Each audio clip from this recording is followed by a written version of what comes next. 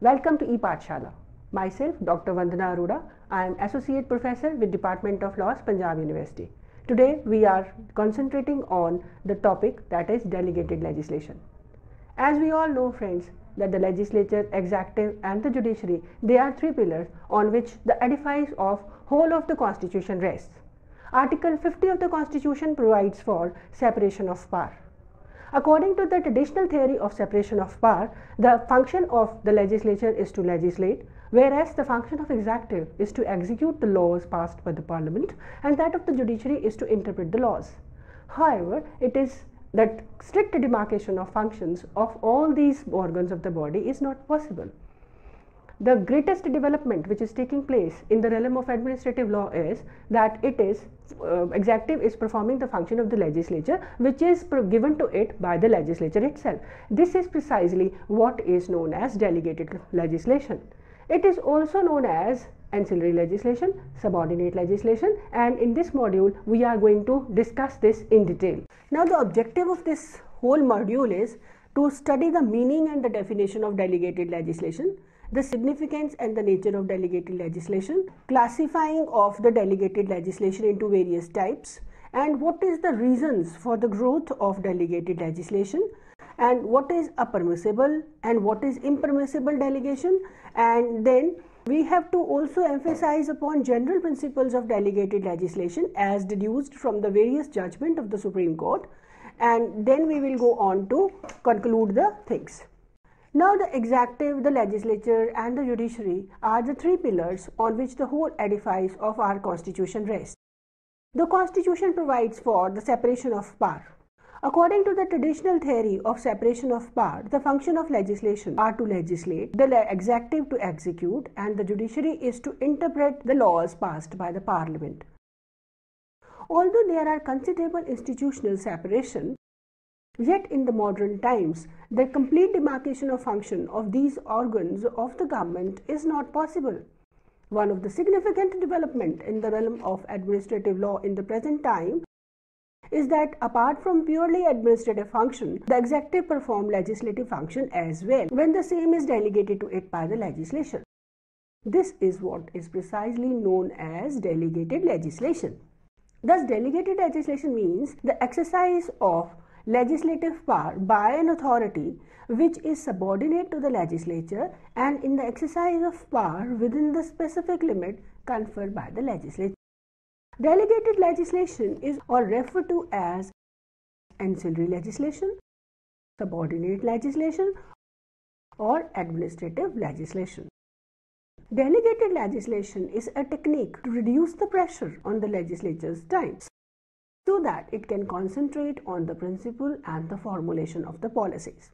Now, various authors have defined the term delegated legislation. They have attempted to define it differently.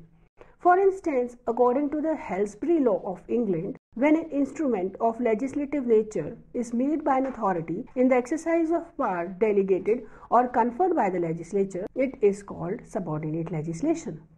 According to Selmud, legislation is either supreme or subordinate. Whereas the former proceeds from the sovereign or the superior power, the latter flows from an authority other than the sovereign power and is therefore dependent for its existence and continuation of the superior or the supreme authority. According to Jain and Jain, the term delegated legislation is used in two senses. It may mean, firstly, exercise by the subordinate agency of legislative power delegated to it by the legislature, or secondly, the subsidiary rules themselves which are made by the subordinate authority in pursuance of the power conferred on it by the legislature. In the first application, it means that the authority making the legislation is subordinate to the legislature and the legislative power are exercised by the authority other than the legislature in the exercise of power delegated or conferred on them by the legislature itself. This is known as subordinate legislation because the power, the authority which makes it are limited by the statutes which confer the power, and consequently it is valid only insofar as it keeps itself within those limits. In the second connotation, delegated legislation means and includes all the rules, regulations, bylaws, etc. For instance, the object of Minimum Wages Act 1948 is to provide for fixing minimum wages in the certain employments. The act applies to the employment mentioned in the schedule, but the central government is empowered to add any other employment to the schedule if, in the opinion of the government, the act should apply. So, the statute enacted by the legislature conferring the legislative power upon the executive is known as a parent act or the primary law, and the rules, regulations and the bylaws etc. made by the executive in pursuance of the legislative power conferred by the legislature are known as subordinate laws or subsidiary laws or the child legislation. Subordinate legislation, on the other hand, is framed by the executive and owes its existence, continuance and validity on the superior or the supreme authority, that is legislature.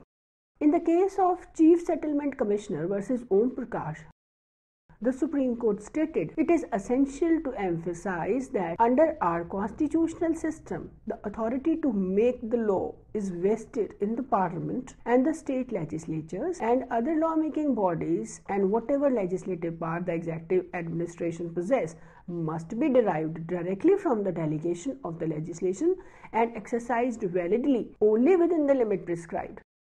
The notion of inherent or autonomous lawmaking power in the executive administration is the notion that must be emphatically rejected. When the Parliament is supreme and sovereign, it is omnipotent and its legislative power is unlimited. For example, British Parliament. There it is said, Parliament can do everything but make a man a woman and woman a man. A statute enacted by the Parliament is not open to the judicial review and cannot be declared ultra vires or unconstitutional by the court of law. Though in India, a law made by the Parliament is open to the challenge on the ground that it violates the provision of the Constitution. Delegated legislation, on the other hand, has no such authority, and it can be challenged not only as an ultra vires being unconstitutional but also as inconsistent with the parent act, that is the act under which it was made. Subordinate legislation does not carry the same degree of immunity that is enjoyed by supreme legislation. Subordinate legislation can be questioned on any ground on which the plenary legislation can be questioned. But in addition, it may also be challenged on the ground that it does not conform to the statute under which it is made or inconsistent with any of the statute. That is because every subordinate legislation must yield to the plenary legislation. Now the question arises whether delegated legislation is necessary, or in other words, can we say that it is a necessary evil? Now the traditional thinkers did not favor delegation of legislative power to the executive. It was considered to be an evil, albeit necessary. Wade in his well-known work stated, administrative legislation is traditionally looked upon as a necessary evil, an unfortunate but inevitable infringement of separation of power. But in reality, it is no more difficult to justify it in theory than it is possible to do without it in proactive. There is only a hazy borderline difference between the legislation and the administration, and the assumption that they are two fundamentally different forms of power is misleading. There are some obvious general differences, but the idea that a clear division can be made is a legacy from the older era of political theory. It is easy to see the legislative power is the power to lay down the laws for the people in general, whereas administrative power is the power to lay down the laws for them or apply the law for them in some particular situation. Now let us discuss what are the reasons for the growth of delegated legislation. Many factors are responsible for the rapid growth of delegated legislation in every modern democratic state. The traditional theory of laissez-faire has been given up by every state, and the old police state has now become a welfare state. Because of these radical changes in the philosophy as to the role to be played by the state, its functions have increased. Consequently, delegated legislation has become essential and inevitable. As an American lawyer and statesman, Root remarks, the old doctrine prohibiting delegation of legislative power has virtually retired from the field and given up the fight. According to this committee, the factors responsible for the growth of delegated legislature are like pressure upon the parliamentary time. Now, first thing, as a result of expanding horizon of the state activity, the bulk of legislation is so great that it is not possible for the legislature to devote sufficient time to discuss all the matters in detail. Therefore, legislature formulates the general policy, the selection, and empowers the executive to fill in detail, thus giving flesh and blood to the skeleton so that it may live by issuing necessary rules, regulations, and the bylaws. Second important thing is technicality. Sometimes the subject matter on which legislation is required is so technical in nature that the legislature, being himself a common man, cannot be expected to appreciate and legislate on the same, and the assistance of expert may be required. Member of the parliament may be the best politicians, but they are not expert to deal with the highly technical matters which are required to be handled by the expert. Here the legislative power may be conferred on the experts to deal with the technical problems, for instance gas, atomic energy, drugs, electricity, etc. Then the third important factor for the growth of delegated legislation is its flexibility. At the time of passing any legislative enactment, it is not possible to foresee all the contingencies. Therefore, there is a need to develop some mechanism which can deal with the situation demanding exigent action. A legislative amendment is a slow and cumbersome process, but by device of delegated legislation, the executive can meet the situation expeditiously. It is for this reason that in number of statute, a removal of difficulty clause has been added, empowering the administration to overcome such difficulties by exercising delegated power. Now, the fourth important reasons for the growth could be the experiment, and the fifth is emergency.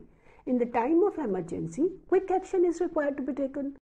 The legislative process is not equipped to provide for the urgent solution to meet the situation. Delegated legislation is only the convenient, indeed the only possible remedy. Therefore, in times of war and other national emergencies, the executive is vested with special and extremely wide power to deal with the situation. There was a substantial growth of delegated legislation during the two world wars. Similarly, in cases of epidemic, floods, inflation, economic depression, immediate remedial actions are necessary, which may not be possible by lengthy legislative process, and delegated legislation is the only convenient theory. A complexity of the modern administration. Then the seventh important reason for the growth is better understanding of the ground realities. The person who administers the law are closer contact with the local problems and in a better position to work out specific regulations which would best be attained the legislative goal. Now, coming to the classification of the delegated legislation, now there are various ways to classify the delegated legislation. They may be normal or exceptional type. They may be usual or unusual, positive or negative, skeleton or Henry VIII clause. Broadly speaking, delegated legislation may be classified on the following principle. Based classification. Delegated legislation may be in the form of rules, regulations, bylaws, notifications, schemes, orders, ordinances, or direction. Discretion-based classification. A discretion may be conferred on the executive to bring the act in operation on the fulfillment of certain conditions. Such legislation is called conditional or contingent legislation. Purpose-based classification. A classification may be based on the nature and the extent of power conferred and the purpose for which such powers can be exercised. Thus, the executive can be empowered to fix an appointed day act to come into force, to supply details, to extend the provisions of the act to other areas, to include or exclude operation of the act to certain territories, persons, industries, commodities, to suspend or to modify the provisions of the act. Authority-based classification. Now, the statute may also empower the executive to delegate further powers conferred on it to its subordinate authority. This is known as sub-delegation also. Now the functions which may be delegated is called a permissible delegation. Legislative cannot delegate all its powers and functions to the administrative authority. The review of judicial decisions indicate that following functions can be delegated by the legislature to the executive: the commencement of the statute. An act may provide that it would come into force on an appointed day, that is, on the day decided by the government. In such case, the operation of act depends upon the decision of the government. Section 1, Clause 3 of the Consumer Protection Act, for instance, provides that the act shall come into force on such date as the central government may by notification appoint. Here the act come into force when the notification is published in the official gazette. Such provision is valid for the legislature provides the gun and prescribes the target, but leaves the executive the task of pressing the trigger. The function of supplying the details may be delegated to the executive for giving effect to the policy. This is most usual form of delegation and is found in several statutes. In such a case, legislation enacted by the legislature is a skeleton legislation, and the legislature laid down the general principle in the statute. What is delegated here is an ancillary function in the aid of exercise of legislative function. Here we can take an example. For instance, Section 3 of All India Services Act 1951 authorizes the central government to make rules to regulate the conditions of services in all India services. That is suspension. The act passed by the Parliament may authorizes the government to suspend or relax the provisions contained therein under certain circumstances. For example, under Section 48 of the Tea Act 1953, Central Act is empowered under certain circumstances to suspend the operation of all or any of the provisions of the said Act. The legislation may be permitted to modify existing Act. Sometimes, for instance, the provision is made in the statute authorizing the executive to modify the existing statute before application. This is really a drastic power as it amounts to an amendment of the Act, which is a legislative act. First is the need and the necessity of delegating such power, and secondly, the danger or the risk of misuse of power by the executive. It is therefore of utmost importance that legislature formulates policy in a clear and unambiguous term before such power are delegated to the administration. For instance, prescribing a punishment. In some cases, the legislature delegates to the executive the power to take punitive action. For example, under Section 3 of Electricity Act 1910, Electricity Board is empowered to prescribe the punishment for the breach of the provisions of the Act, subject to the maximum punishment laid down by the Act. By Section 59 of the Damodar Valley Corporation 1948, the power to prescribe punishment is delegated to the statutory authority without any maximum limit fixed by the Parent Act. According to the Indian Law Institute, this practice is not objectionable provided two safeguards are adopted. The first is the legislature must determine the maximum punishment which the rule-making authority may prescribe for the breach of regulation. And secondly, if such power is delegated to any authority other than the state or the central government, exercise of power must be subject to the previous sanction or subsequent approval of the state or the central government. Similarly, if we come to the Henry VIII clause, that is removal of the difficulties clause, power is sometimes conferred on the government to modify the provisions of the existing statute for the purpose of removing difficulties. When the legislature passes an act, it cannot foresee all the difficulties which may arise in implementing it. The executive is therefore empowered to make necessary changes to remove such difficulties. Such provisions are also necessary when the legislature extends a law to a new era or to an area where the socio-economic conditions are different. Functions which may not be delegated, or you can call it as impermissible delegation. The very first could be essential legislative functions cannot be delegated. The power to repeal a law is essentially a legislative function, therefore delegation of power to the executive to repeal the law is excessive delegation and is ultra vires. Then comes the delegated legislations and the controls and the safeguard. Today the question is not whether delegated legislation is desirable or not, but it is what controls and safeguards can be introduced so that the power conferred on it is not misused or misapplied. So therefore we come to the limits of legislative power. we can just lay down general principle from the judgments of the Supreme Court, which is with regard to the delegated legislation. The Constitution confers a power and imposes a duty on the legislature to make laws, and the said functions cannot be delegated by the legislature to the executive or even to any administrative agency. It can neither create a parallel legislature nor destroy its legislative power.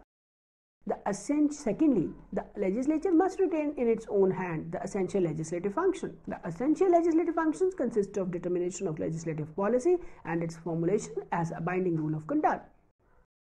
Once the legislature lays down the policy, it can delegate to the executive authority ancillary and subordinate powers necessary for carrying out the policy and the purpose of the act as may be necessary to make the legislative effective, useful and complete.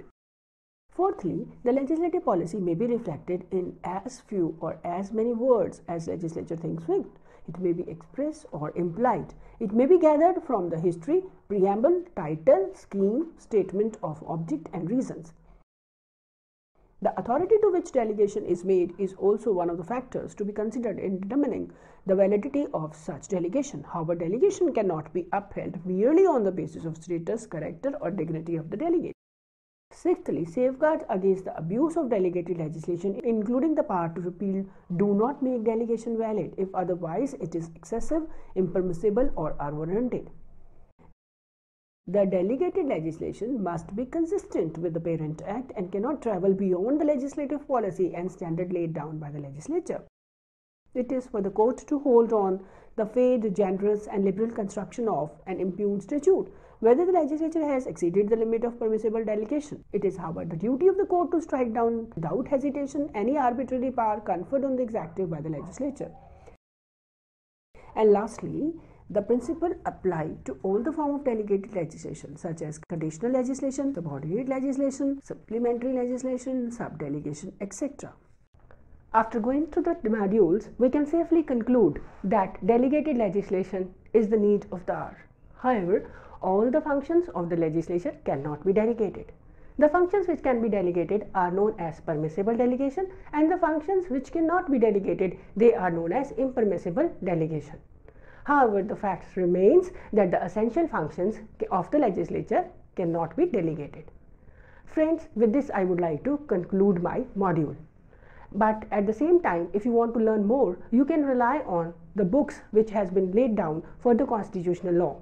For instance, the book by M.P. Jain on constitutional law, or the book by Sirvai also is very good. Or you can also rely on the book by D.D. Basu.